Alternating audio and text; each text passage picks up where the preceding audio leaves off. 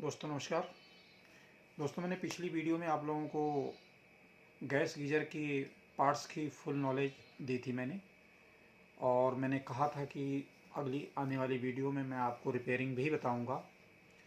तो दोस्तों आज मैं लेके आया हूँ गैस गीज़र की रिपेयर, और मैं आशा करता हूँ कि आज मेरी ये 11 मिनट की वीडियो यदि आपने पूरी बिना स्किप किए देख ली तो गारंटी है आप गैस गीज़र की सर्विस बहुत बढ़िया तरीके से कर सकेंगे।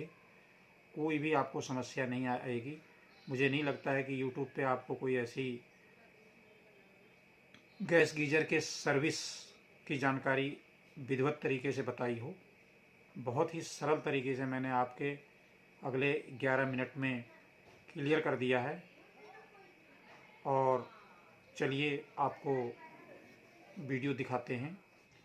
और दोस्तों यदि वीडियो अच्छी लगे तो चैनल को सब्सक्राइब, वीडियो को लाइक और अपने कुछ दोस्तों में शेयर ज़रूर कर देना प्लीज़। दोस्तों सबसे पहले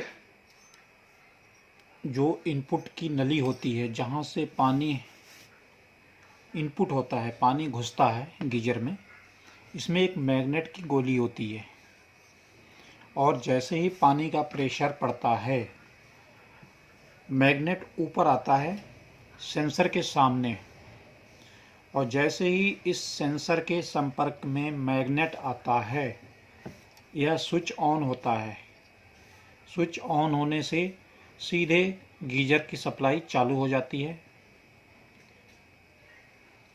यानी कि सिस्टम तुरंत एक्टिव हो जाता है और हमारा लाइटर चालू हो जाता है। दोस्तों कभी कभी ये गोली ऊपर न जाने की कंडीशन में हमें इसकी सफाई करनी पड़ती है। कभी भी कचरा या काई वगैरह जैसे भी किसी वजह से गोली ऊपर नहीं उठ रही है, इसको हम ऑन करते समय देख लेते हैं।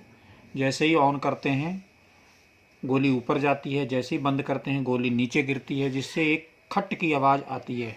गोली को नीचे आने से टकराने की आवाज़ आती है। ऊपर जाते समय कोई आवाज़ नहीं आती है, लेकिन बंद होते समय एक किट से आवाज़ आती है गोली की, मैग्नेट की। इससे हमें पता लग जाता है कि मैग्नेट सही काम कर रहा है। यदि कोई आवाज़ नहीं आ रही है तो गोली हो सकता है कि किसी वजह से जाम हो जाए। तो हम क्या करते हैं, इसकी सफाई करते हैं। सफाई के लिए आप किसी भी केमिकल से, हार्पिक से या तेजाब से या किसी बारीक वायर से सफाई कर सकते हैं, या फिर इसे हम प्रेशर से, जिससे हम गाड़ी वगैरह धोते हैं उसकी प्रेशर से भी हम इसकी सफाई कर लेते हैं। और फिर ये गोली साफ़ होने की कंडीशन में ऑन ऑफ होने लगता है, जिससे हमारा सिस्टम चालू हो जाता है। ये तो रही मैग्नेट गोली की सफाई और उसकी टेस्टिंग। अब आते हैं हम दूसरा नंबर, सेंसर। जब मैग्नेट ऊपर जाने से सेंसर ऑन होता है, कभी कभी हमारा सेंसर भी ये ख़राब होता है या सेंसर की सेटिंग गड़बड़ हो जाती है। सेंसर बहुत ऊपर या बहुत नीचे हो जाता है। ऐसे कंडीशन में भी हमारा सिस्टम ऑन नहीं होता है। तो दोस्तों हमें ये देखने के लिए, इसे सेट करने के लिए इसमें पेंच दिया गया है। ये पेंच को हल्का ढीला करके और इसकी सेटिंग कर दी जाती है, हल्का अप डाउन कर दिया जाता है जो मैग्नेट के संपर्क में आने लगे। यदि ऐसा नहीं होता है, सेंसर को अप डाउन करने से भी ऑन नहीं हो रहा है, तो ऐसे कंडीशन में हम सेंसर का लाइन काट कर, बंद करके, निकाल के सेंसर को, यानी इस प्रकार से, यहाँ मैं आपको गीज़र में दिखाता हूँ। ये हमारे सेंसर की वायर है, कनेक्टर द्वारा ये लगा हुआ है, और इसको हम अलग कर देंगे। ठीक, सेंसर को हमने अलग कर दिया, स्विच को हमने ऑन कर लिया। यहाँ ये हमारा स्विच ऑन होना चाहिए, और इसे हम टच करके देख सकते हैं कि हमारा और सिस्टम सही है, कहीं ऐसा तो नहीं सिस्टम ही हमारा ख़राब हो। ये देखिए, और इसमें आवाज़ आ रही है, ये देखिए। इस प्रकार से जैसे ही आवाज़ अगर आता है तो हमारा सिस्टम सही है, और यदि आवाज़ नहीं आ रही है तो कहीं ना कहीं सिस्टम के अंदर फॉल्ट है। इससे हमारा क्लियर हो गया कि सेंसर हमारा ख़राब है या सही है। सिस्टम अगर ठीक ठाक काम कर रहा है और स्विच काम नहीं कर रहा है तो हमें स्विच को तुरंत बदलना होगा। ऐसे कंडीशन में हम दूसरा सेंसर लगा के और इसे इसी प्रकार से कस दिया जाए जिससे सिस्टम हमारा चालू हो जाए। तो ये हमारा दूसरा नंबर सेंसर की चेकिंग। सिस्टम को डायरेक्ट ऑन करने से सही अगर चल रहा है, आवाज़ आ रही है, लाइटर ऑन है, तो हमें ऐसे कंडीशन में सेंसर को बदलना ही होगा। अब चलते हैं तीसरे नंबर पे। यदि इसको शॉर्ट करने से आवाज़ नहीं आ रही है और किटकिट नहीं हो रहा है, इस प्रकार से यदि नहीं होता है, देखिएगा इधर,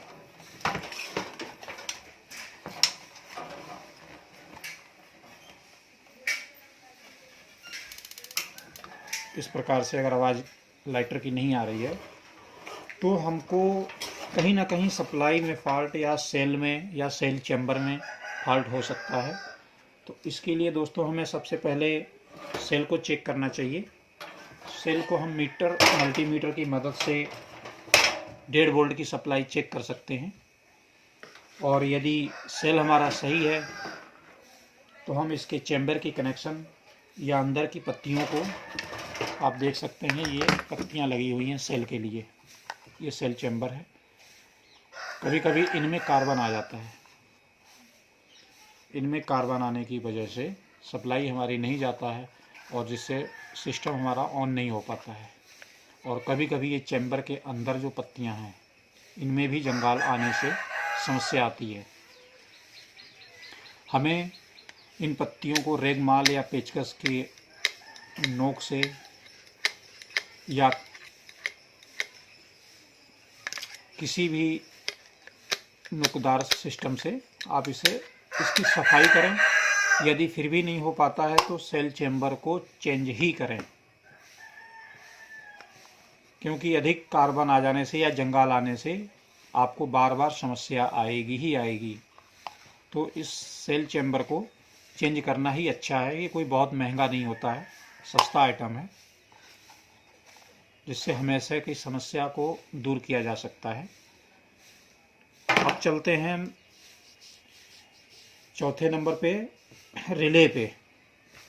अगर आपका सेल सप्लाई भी सही है, चैम्बर भी सही है और सिस्टम हमारा ऑन हो रहा है, तब हम फिर भी हमारा अगर गैस गीजर चालू नहीं हो रहा है, लाइटर हमारा चलने के बावजूद भी चालू नहीं हो रहा है, तो दोस्तों कहीं ना कहीं हमारी गैस के सप्लाई की प्रॉब्लम है।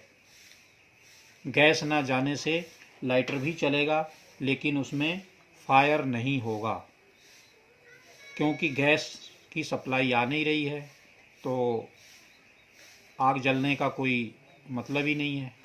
तो ऐसे कंडीशन में हमें रिले चेक करनी चाहिए। हो सकता है कभी कभार इसके अंदर कुछ कचरा वगैरह या कुछ डस्ट वगैरह आ जाने से ये चिपक जाता है और जिससे ये ऑन होने पर रिले चलती नहीं है और चिपकी रह जाती है, जिससे गैस की सप्लाई हमारी बंद रहती है। तो ऐसे कंडीशन में हमें इस रिले को खोल के थोड़ी सी इसके आगे डस्ट वगैरह हटा देना चाहिए। किसी भी साफ कपड़े की मदद से ये रिले खोल के और इसके अंदर के जो गैस का रास्ता है थोड़ा उसकी सफाई कर देनी चाहिए। और यदि फिर भी ऐसा नहीं होता है, फिर भी समस्या का समाधान नहीं होता है यदि, तो हमें रिले बदल देना चाहिए। दोस्तों और अगले नेक्स्ट लेवल पे चलते हैं। यदि सब कुछ ठीक है, सप्लाई भी आ रही है, गैस भी जा रहा है और लाइटर नहीं चल रहा है, या लाइटर भी चल रहा है, रिले भी हमने बदल दी, फिर भी यदि काम नहीं हो पा रहा है, तो कहीं ना कहीं आपके पीसीबी मशीन में फॉल्ट है। ये रिले में सप्लाई ना देने की वजह से रिले काम नहीं कर रही है। सिस्टम सब कुछ ठीक चल रहा है पर रिले पे सप्लाई मशीन नहीं पहुंचा रही है। ऐसी कंडीशन में फिर हमें मशीन ही बदलना होगा, पीसीबी मशीन इसे बदलना ही होगा। वैसे ये बहुत ही कम चांस होता है, मुझे लगता है कि 5% ही फॉल्ट होता होगा।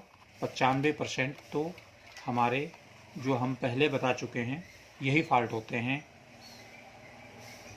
मैग्नेट की प्रॉब्लम, मैग्नेट गंदा होने से नहीं उठ पाने की समस्या, दूसरा सेंसर की प्रॉब्लम, मैग्नेट उठ रहा है फिर भी सेंसर काम नहीं कर रहा है, इसके लिए सेंसर की सेटिंग या सेंसर चेंज, या फिर सप्लाई सेल या चेंबर के पत्तियों में कार्बन या जंगाल, और लास्ट में आता है गैस ना चलने की वजह से रिले की समस्या। अब इन सब के ठीक होने में फिर पीसीबी की ही समस्या आती है। बहुत कम चांस ऐसा होता है। तो मैं दोस्तों कोशिश किया हूँ पूरा सिस्टम समझाने का। आप अगर यदि ये वीडियो देख के ध्यान से यदि समझ जाएं तो बहुत ही सरल होता है और इसके लिए कोई ज़्यादा टूल्स की आवश्यकता नहीं होती है। सिर्फ एक पेचकस और एक प्लास की मदद से आप ये काम बड़े आसानी से ही कर सकते हैं।